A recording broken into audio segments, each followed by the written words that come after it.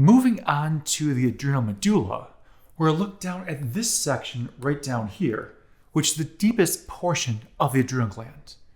So we've gone through all the different zonas. We're now deep in the very heart or very center of the adrenal gland, the adrenal medulla.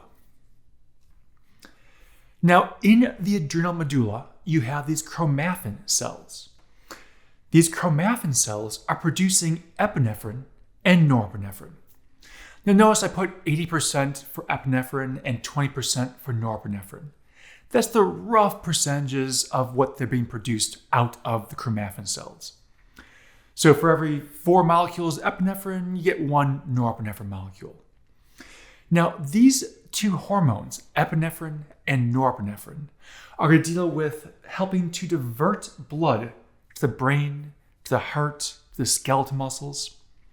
You can think of it more as what's happening when your body's in a fight or flight situation.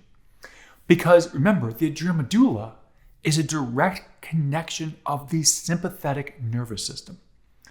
So that sympathetic nervous system directly stimulates the production and release of the hormones epinephrine and norepinephrine. So let's look at epinephrine to start with. Epinephrine, you have the heart. It's beating faster. So you're increasing your heart rate, which makes sense because you're increasing then the cardiac output, which is blood flow. More blood to the body, more nutrients, more gases, everything's ready to go. You have blood glucose levels are rising. Again, makes sense because more glucose in the blood, more energy is available to your muscles to work and do their actions. Metabolic activities. Yeah, help with metabolism, more energy, more reactions. Bronchial dilation. Dilation is opening up. Bronchial are the airways in your lungs. So bronchial dilation means more air is flowing into and out of your lungs. And the last one down here is blood flow to skeletal muscles and the heart. Well, more blood flow to these muscles means these muscles can work faster and more efficiently and beat stronger and harder. So you're looking at all of this from the epinephrine secretion. Now, again, like any other hormone, epinephrine is going in the blood. That means you can go head to foot. The receptors are the key. And a lot of things have receptors for epinephrine. Norepinephrine. Now, norepinephrine is going to influence peripheral vasoconstriction. Peripheral vasoconstriction is referring to the blood vessels, arms, legs, like away from the heart. They're vasoconstricting, which means they're getting a little bit smaller.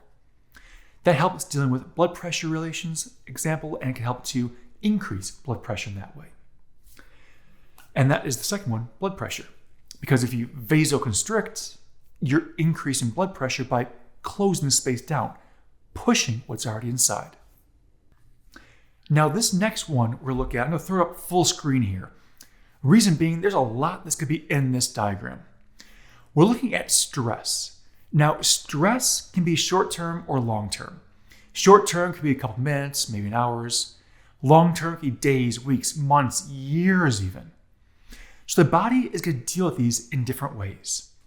In the case of a short-term stress response, what's going to end up happening is the nerve impulse is coming from the spinal cord and heading down into the adrenal medulla. So that's a direct connection from the sympathetic nervous system. So at that point then, the adrenal medulla is releasing the catecholamines, epinephrine and norepinephrine. The short-term stress response, we already mentioned, increased heart rate. Looking at increasing blood pressure, because helping with blood pressure, the blood gets there faster. You're looking at liver is converting glycogen to glucose. That's increasing your blood glucose levels. More blood glucose means more energy available in the blood for your muscles and organs to pull from. You'll have the dilation of the bronchioles, more air into and out of the lungs. You're looking at changing some of your blood flow patterns. Your entire body can rework where the blood is actually traveling to. So you'll have less blood going to your GI tract because your intestines aren't usually necessary in a sympathetic response system. The kidneys are being reduced, but the muscles have a higher amount of blood. Your nervous system has a higher amount of blood. Your heart has a higher amount of blood. And then you're increasing metabolic rates. By increasing metabolism, you're looking at more energy, more reactions. Everything is just more at a heightened state, ready to go. This is a short-term stress response. Your body cannot maintain it for very long. Now, a prolonged stress response. We're still starting up in the brain, like the last one, brain to spinal cord. This one now is brain is in the hypothalamus. You're releasing CRH, corticotropin releasing hormone. Remember, that then is going to stimulate the anterior pituitary. The anterior pituitary produces and secretes ACTH, adrenal corticotropic hormone. That ACTH goes to the adrenal cortex. Now, by stimulating the adrenal cortex, you have two different groupings of hormones being produced here. You have the mineralocorticoids and you have the glucocorticoids. Hopefully remember the mineralocorticoids and glucocorticoids are groups of hormones, but each one has a main one.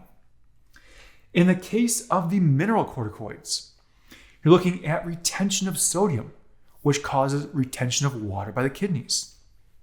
This increases blood pressure. You're increasing blood volume, and everything stays higher, so you stay at a higher blood pressure. Now, while that might be beneficial for a short-term response, would you want higher blood pressure for a long-term response? Yeah, not really.